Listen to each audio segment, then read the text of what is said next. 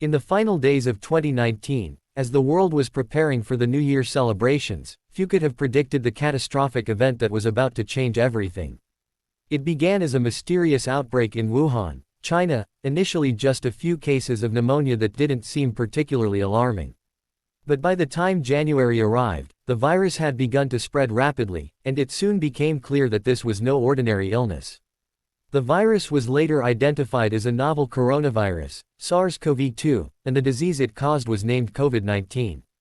As early as December, doctors and health officials started raising alarms, but the virus spread faster than anyone could have imagined.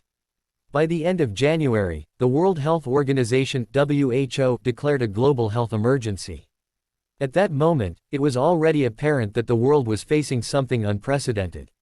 Yet, even in the early stages, many hoped the virus would be contained. But in March of 2020, as the numbers continued to rise, WHO declared COVID-19 a global pandemic. As soon as the pandemic hit, the world seemed to change overnight. The hustle and bustle of everyday life suddenly stopped.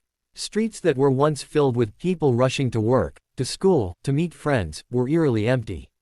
Shops and restaurants closed their doors. Public events were cancelled. In many places, the government imposed lockdowns, and countries closed their borders.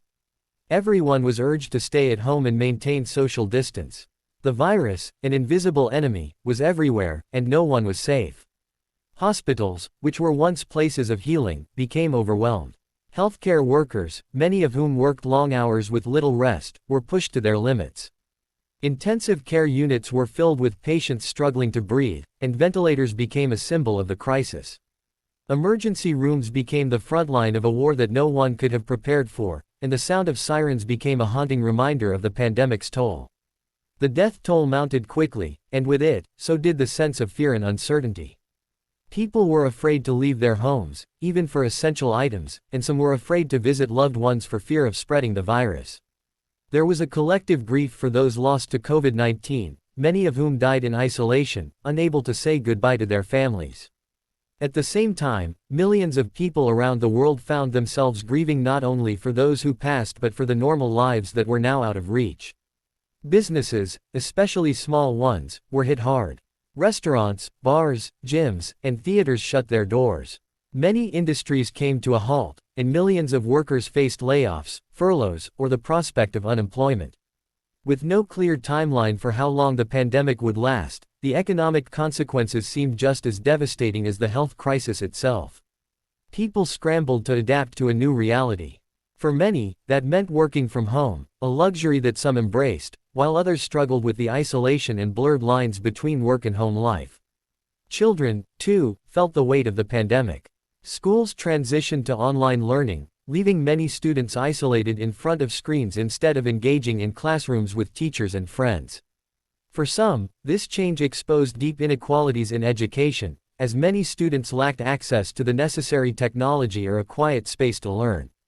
Teachers, many of whom had never taught online before, had to find new ways to connect with their students. The gap between those who had resources and those who didn't became more apparent than ever. The emotional toll of the pandemic was profound. Anxiety, stress, and loneliness became common experiences. For some, being stuck at home led to a sense of depression. Others experienced a deep longing for human connection and struggled with the inability to hug a friend or visit family members. In the absence of physical touch, people turned to technology to stay connected. Video calls became the norm for everything, from work meetings to birthdays, to virtual family gatherings. Though technology helped bridge the distance, it couldn't fully replace the sense of togetherness that was lost. However, despite all the challenges, there were stories of resilience, kindness, and hope. Communities came together in creative ways. People helped their neighbors by shopping for groceries or picking up medications. Frontline workers, doctors, nurses, delivery drivers, grocery store employees, became heroes, praised for their courage and dedication. Citizens found ways to show gratitude, whether by clapping outside their windows or donating food and supplies to those in need.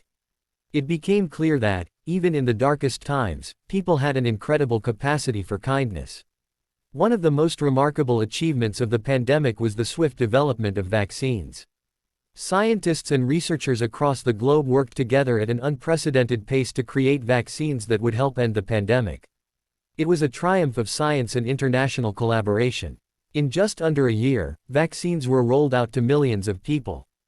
The hope that these vaccines brought was palpable. Yet, the road to full recovery was still long. In many places, vaccine distribution was slow, and some communities faced challenges of vaccine hesitancy or misinformation. As more people were vaccinated and new treatments were discovered, a sense of optimism began to take root. Countries began to open up again, cautiously at first, and slowly, a sense of normalcy began to return. But the world that emerged from the pandemic was not the same. The pandemic had exposed deep flaws in healthcare systems, social inequalities, and the need for global cooperation. It had forced humanity to reckon with the fragility of life and the importance of public health. The lasting impact of COVID-19 will be felt for decades. It changed the way people work, the way they live, and the way they think about health and community.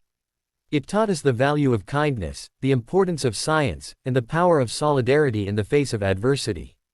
But it also reminded us of the deep vulnerabilities that exist within our society. For every person who lost their life, their job, or their sense of normalcy, there were countless others who learned new lessons in resilience, adaptation, and the will to fight back. Looking forward, the world remains in the process of healing.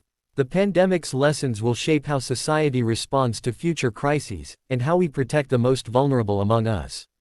We must remember the sacrifices made, the lives lost, and the strength of the human spirit in the face of disaster. The fight against COVID-19 isn't just about the virus, it's about rebuilding a better, more resilient world for future generations. This extended version of the story touches on more personal experiences and the broader social, emotional, and economic effects of the pandemic. It should work well for a 7-minute video, offering a comprehensive overview of how COVID-19 shaped the world and how people adapted to the challenges it brought. If you found this story insightful, please don't forget to subscribe to our channel for more content like this, and share this video. Thank you.